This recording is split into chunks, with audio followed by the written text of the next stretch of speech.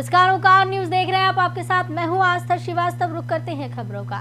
बिहार के उप मुख्यमंत्री मोतिहारी पहुंचे हैं, जहां उन्होंने कल्याणपुर विधानसभा के विधायक मनोज यादव के पिता कामरेड यमुना यादव की 9वीं पुण्यतिथि में शिरकत की।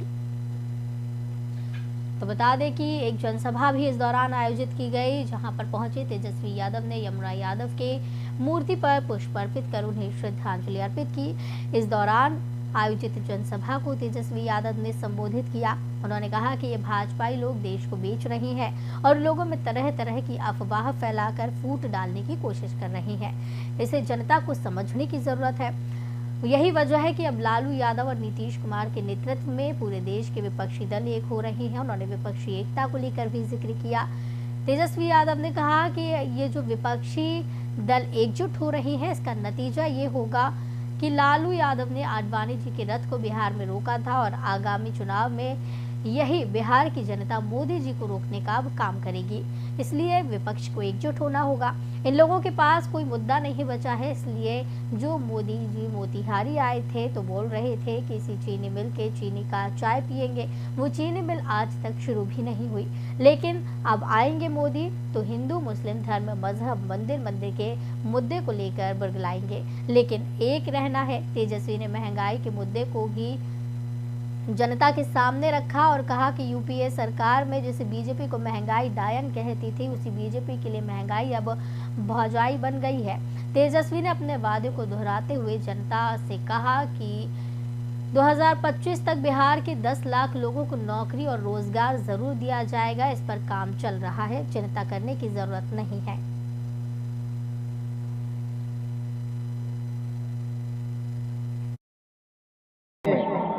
अलग अलग लोग हैं दिखने में, अलग अलग बोली है, अलग अलग पहनावा है, अलग अलग धर्म के हैं। कोई छोट है, कोई बड़ा है, कोई गोरा है, कोई काला है, कोई नाटा है, कोई मोटा है। पहनावा अलग अलग है, खान पान अलग अलग है, लेकिन हम लोग एक हैं तभी नहीं हमारा देश कहलाता है, महान देश कहलाता है। यही हमारी पहचान है, यही हमारी संस्कृति है। लेकिन इस अनेकता में जो एकता है, कुछ भाजपाइया लोग इस देश के पहचान को, देश के इतिहास को, देश के महापुरुषों को बदनाम करना चाहते हैं, अमन चैन छीनना चाहते हैं। तो ये लोग जो महाराष्ट्र में जो खेला कर रहा था, विधायकों का खरीद फरोख्त कर रहा था, जो सरकार के विपक्ष की इसको गिराने का प्रयास किया जा रहा था, बड़ा भारी खेला खेल रहे थे बिहार में, इनके साथ ही खेला हो गया। नवादा में जदयू नेता के घर से बम, हथियार और गोली का जखीरा बरामद हुआ था। इस मामले में पुलिस के हत्थे चढ़े जदयू नेता मंजूर आलम समेत उनका बेटा और भतीजे को पुलिस ने 40 घंटे की कड़ी पूछताछ के बाद छोड़ा है। बता दें, पुलिस ने जदयू नेता के घर में देर रात छापेमारी की और उनके घर से हथियार, 5 बम और 183 जिंदा कारतूस को बरामद किया। वहीं पुलिस ने मौके से जदयू नेता मंजूर आलम, उनका बेटा और भतीजा को पुलिस ने हिरासत में लिया था। वहीं नवादा की पुलिस साजिशकर्ता की तलाश में जुट गई है। जदयू नेता मंजूर आलम के समर्थकों ने आज उनका माला पहनाकर स्वागत किया। जदयू नेता मंजूर आलम ने कहा कि सत्य की जीत हुई है। उन्हें 40 घंटे के बाद छोड़ दिया गया।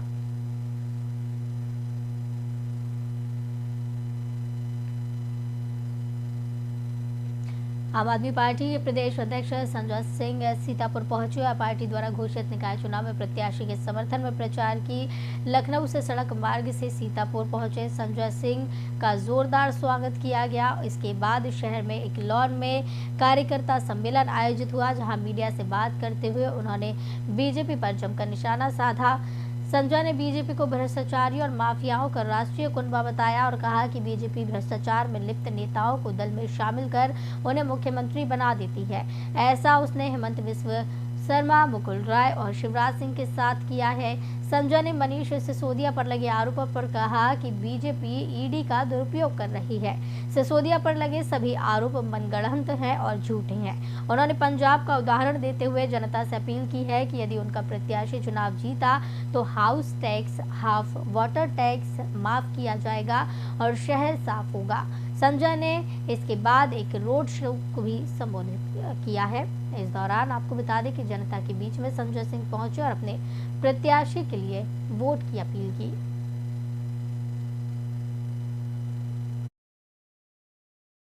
वाटर टैक्स माफ और आपके शहर को साफ सुथरा करने का हमारा संकल्प होगा। आज नगर पालिकाएं भ्रष्टाचार का केंद्र बन गई। नाली के निर्माण में भ्रष्टाचार, सफाई कर्मियों को रखने के मामले में भ्रष्टाचार, छोटे मोटे निर्माण कार्यों में भ्रष्टाचार, कूड़े का जगह जगह अंबार। तो ये मैं समझता हूं कि शहर में रहने वाले लोगों का एक बड़ा कष्ट है, जिसको हम लोग दूर करने का काम करेंगे। भाजपा का सर आरोप है कि सभी लोग संलिप्त हैं भ्रष्टाचार में, आम आदमी पार्टी की, इस पे आप क्या कहेंगे? देखिए, भारतीय जनता पार्टी भ्रष्टाचारियों का एक बड़ा समूह है। जैसे गैंग होता है कोई माफियाओं का, वो माफियाओं का राष्ट्रीय गिरोह है भारतीय जनता पार्टी। मैं एक एक करके आपको बता रहा हूं कैसे। वाटर घोटाले के आरोप में बुकलेट जारी किया भारतीय जनता पार्टी ने, संजय सिंह ने नहीं। किसके खिलाफ? हेमंत विश्व शर्मा के खिलाफ। उसके खिलाफ सीबीआई इंक्वायरी शुरू हुई, उसको पार्टी में ज्वाइन करा लिया, उसको मुख्यमंत्री बना लिया। शारदा चिटफंड घोटाले में मुकुल राय का नाम आया, उस पर सीबीआई ईडी की इंक्वायरी शुरू हुई, उसको पार्टी में शामिल कराया, पार्टी का राष्ट्रीय उपाध्यक्ष बना लिया। शुभेंदु अधिकारी पे इंक्वायरी शुरू हुई, उसको अपनी पार्टी का नेता बना दिया, विधानमंडल दल का नेता बना दिया बंगाल के अंदर।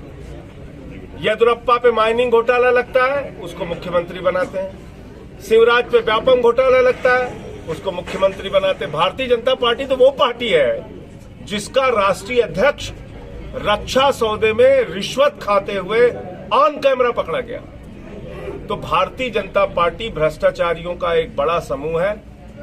अभी हमने जो राम मंदिर में चंदा चोरी का मामला इनका खोला था, उस मेयर का टिकट कल काटा इन्होंने अयोध्या में। क्यों काटा? अगर उसने चंदा चोरी नहीं की थी तो उसका टिकट क्यों काटा? और अगर टिकट काटा है तो उसकी गिरफ्तारी क्यों नहीं करते?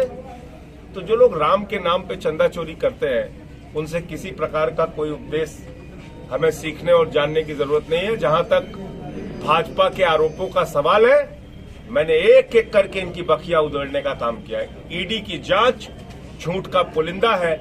बोले मनीष सिसोदिया ने 14 फोन तोड़ दिए, सारे के सारे फोन चल रहे हैं और जिंदा हैं।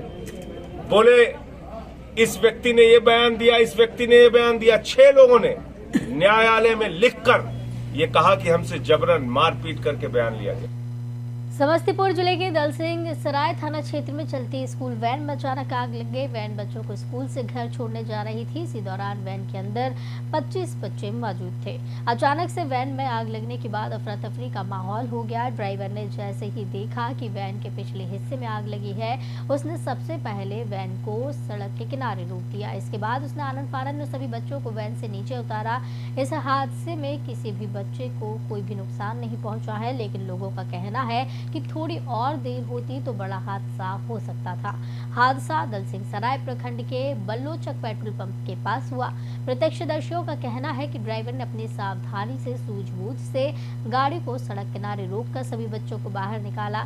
जब तक कुछ समझ पाते, गाड़ी पूरी तरह जलकर राख हो चुकी थी। वहीं मौजूद लोगों ने उसे बुझाने की कोशिश की, लेकिन गाड़ी तब तक पूरी तरह से जल चुकी थी। सभी बच्चे इस दौरान सुरक्षित हैं।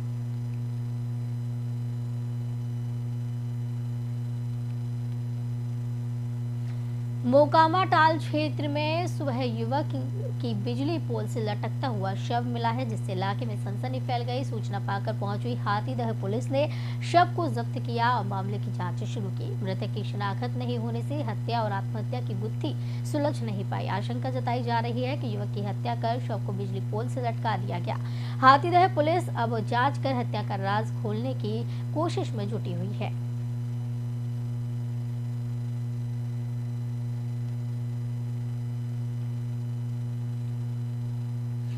फरीदाबाद के बल्लभगढ़ में गुप्ता होटल चौक के पास लगने वाली मंडी में भयानक आग लग गई। आग में वहां सब्जी फलों की लगभग सभी दुकानें जलकर राख हो गई। आग कैसे लगी अभी कारणों का पता नहीं चल सका है। अभी 2 दिन पहले भी फरीदाबाद में खेड़ी पुल के पास लगने वाली कपड़ा मार्केट और सब्जी की दुकानों में आग लगने की घटना हुई थी। इस हादसे में किसी हताहत होने की खबर अभी तक नहीं सामने आई है। आग को बुझाने में करीब 12 दमकल की गाड़ियां मौके पर पहुंची, जिन्होंने आग पर कड़ी मशक्कत के बाद काबू पाया। बल्लभगढ़ में गुप्ता होटल चौक के पास लगने वाली मंडी का ये पूरा मामला बताया जा रहा है, जहां सब्जियों और फलों की दुकानें लगती हैं। इस दौरान अचानक यहां पर आग लगी। आग ने देखते ही देखते विकराल रूप धारण कर लिया। सूचना मिलते ही सिटी थाने की पुलिस और दमकल की कई गाड़ियां मौके पर पहुंची।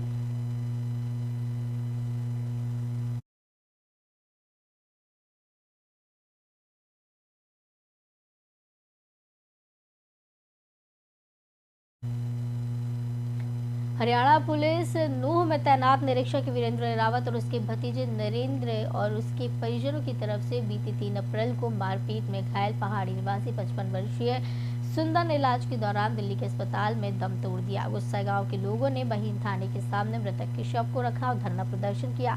पीड़ित पक्ष के लोग इस मामले में मुख्य नामजद आरोपी हरियाणा पुलिस नूह में तैनात थानेदार वीरेंद्र रावत उसके भतीजे नरेंद्र की गिरफ्तारी की मांग पर अड़े हुए हैं। घटना की सूचना पर डीएसपी रतनदीप बाली के अलावा भारी संख्या में पुलिस बल बहीन थाने पर पहुंचा है। दरअसल 29 मार्च को पहाड़ी के रहने वाले सतीश अपनी माता श्यामवती को अस्पताल से इलाज कराकर लाए थे।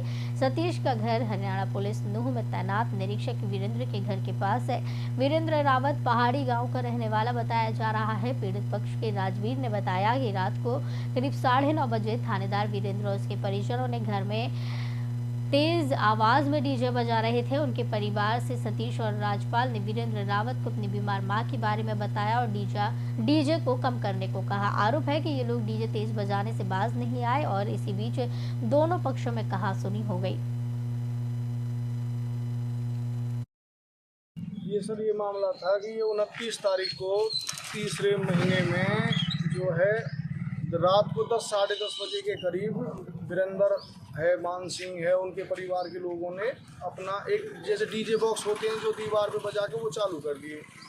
जो दूसरी पार्टी है जिसके खिलाफ लड़ाई झगड़ा हुआ उस टाइम, तो वहाँ पे उनको उसकी माँ को दिक्कत होती है, हार्ट की परेशानी है। तो उसने कहा था कि भाई जो है ये शोर शराबा है, मेरी माँ की परेशानी बने। तो उसमें उसकी छोटी बात ये है कि आपस में उन दोनों का झगड़ा हो गया उस टाइम जैसे एक मौजूद आदमी के नाते फोन गए गांव से, हम भी पहुंच गए जी। रात में पुलिस बुलाई, 112 बुलाई, सारा मौका दिखा दिया, मुकदमा दर्ज हो गया जी। दूसरे दिन शाम को उस पर अभी तक कोई भी कार्रवाई अमल। आगरा के शाहगंज प्रभारी पर आरोप लगाए जा रहे हैं। कहा जा रहा है कि शाहगंज प्रभारी ने हेड कांस्टेबल की पिटाई की है और किसी तरह से हेड कांस्टेबल ने भागकर अपनी जान बचाई है। आनंद कुमार को इस दौरान डंडों से बुरी तरह पीटने के आरोप लगाए जा रहे हैं इंस्पेक्टर जितेंद्र कुमार पर।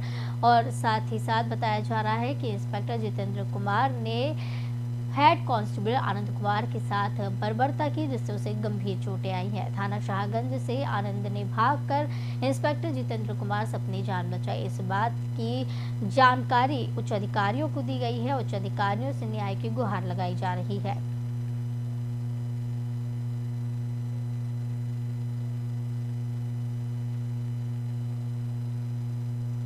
उत्तर प्रदेश के जनपद अमरोहा की तहसील नौगावा सादात की फरीदपुर इम्मा की गौशाला को अमीन संघ और लेखपाल संघ ने 175 कुंतल भूसा दान किया है। बता दें, तहसील नौगावा सादात के गांव फरीदपुर इम्मा में स्थित गौशाला में अमीन संघ और लेखपाल संघ ने उपजिलाधिकारी सुधीर कुमार और नायब तहसीलदार कृष्ण कुमार चौरसिया की मौजूदगी में भूसा दान किया। उपजिलाधिकारी सुधीर कुमार ने मीडिया से बात करते हुए बताया कि जिलाधिकारी के आदेश पर गौशाला को भूसा दान करने की अपील की है, जिसमें आज संघ की तरफ से दान किया गया। फरीदपुर गौशाला को एक साल में लगभग 500 कुंतल भूसे की जरूरत होती है, जिसमें से अभी तक 200 कुंतल भूसा गौशाला में मौजूद है। हम सभी लोगों से अपील कर रहे हैं कि गौशाला में दान करने में सहयोग करें।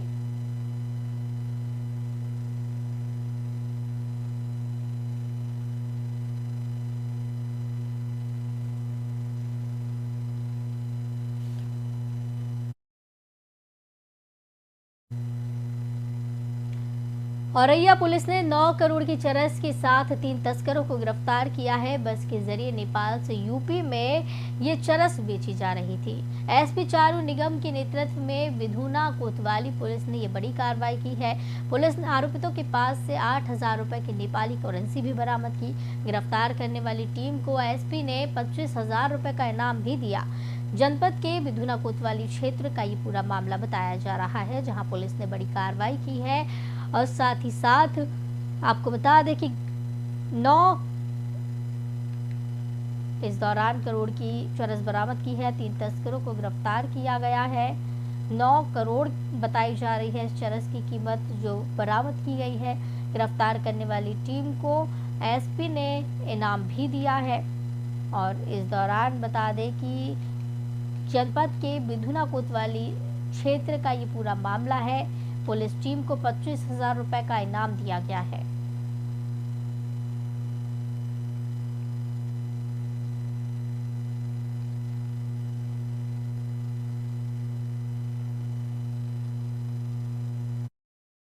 विधुना की क्राइम टीम ने मिलकर एक गुड वर्क किया है, जिसमें नेपाल से उत्तर प्रदेश में आकर जो चरस सप्लाई की जा रही है उसकी सूचना प्राप्त हुई थी।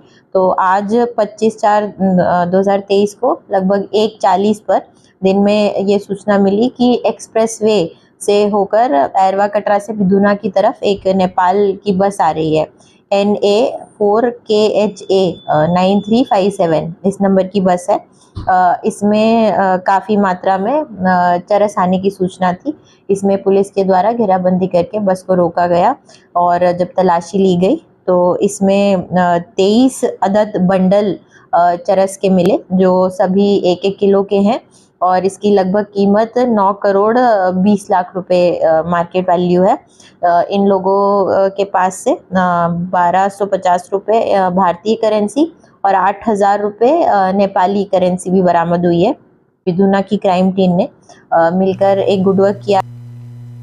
माफिया अतीक अहमद और अशरफ को शेर बताने वाला आरोपी को गिरफ्तार कर लिया गया है। बताया जा रहा है सोशल मीडिया पर माफिया अतीक और अशरफ की हत्या के बाद उन्हें शेर बताकर पोस्ट डालने के आरोप में राजिक अली को गिरफ्तार किया है। युवक के खिलाफ दरोगा अमरेश कुमार ने 22 अप्रैल को मुकदमा दर्ज करवाया था। युवक रोहिलखंड मेडिकल कॉलेज में रिसेप्शनिस्ट के पद पर था।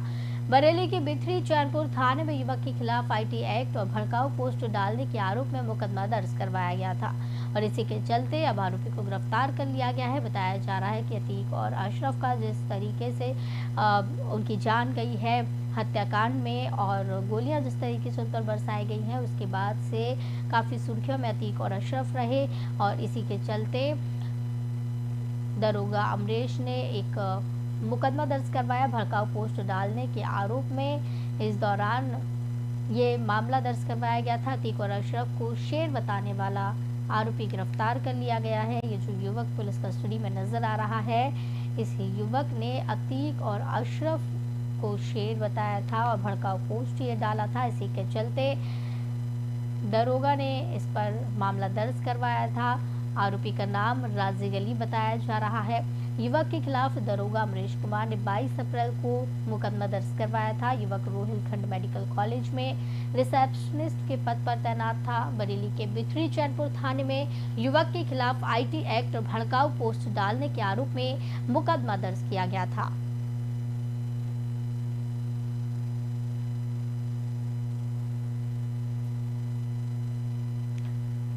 तो सीतापुर हरगांव थाना क्षेत्र के अंतर्गत ग्राम पंचायत मुमताजपुर मजरा हरदासपुर में एक्स्ट्रा मैरिटल अफेयर का मामला सामने आया। इसी दौरान प्रेम प्रसंग के चलते दोनों विवाहित प्रेमी जोड़ों ने गांव के पश्चिम दक्षिण सराय नदी के किनारे टेसू के पेड़ पर गमछे से लटक के अपनी जान दे दी है। इस दौरान महिला का शव गमछे से बंधा हुआ मिला तो वहीं विवाहित प्रेमी का शव पेड़ से लटकता हुआ मिला। प्राप्त जानकारी के अनुसार ग्रामीणों ने बताया है कि गांव में एक महिला अनीता, जिसकी उम्र 40 वर्ष बताई जा रही है, अभिमन्यु और उसके 2 बेटे भी हैं। 2 सालों से प्रेम प्रसंग उसका चल रहा था। तो वहीं इस दौरान जब वो दवा लेने के लिए कहीं गए हुए थे तो वहीं मृतक प्रेमी ने शाम को वापस आकर बाइक घर के बाहर खड़ी कर दी और इस दौरान अनीता के साथ खेत देखने के लिए गए तभी दोनों के परिवार उन्हें ढूंढने लगे जब वो घर वापस नहीं आए। और जब खबर सामने आई कि शव पेड़ पर लटकते हुए मिले हैं, परिवार में भी कोहराम मच गया। इस मामले की जानकारी सूचना पुलिस को दी गई और पुलिस मौके पर पहुंची। इसके बाद मामले की जांच में पुलिस जुटी हुई है। शवों को कब्जे में लेकर पुलिस ने पोस्टमार्टम के लिए भेज दिया है। तो इस बुलेटिन में फिलहाल इतना ही। मुझे दीजिए इजाजत। नमस्कार।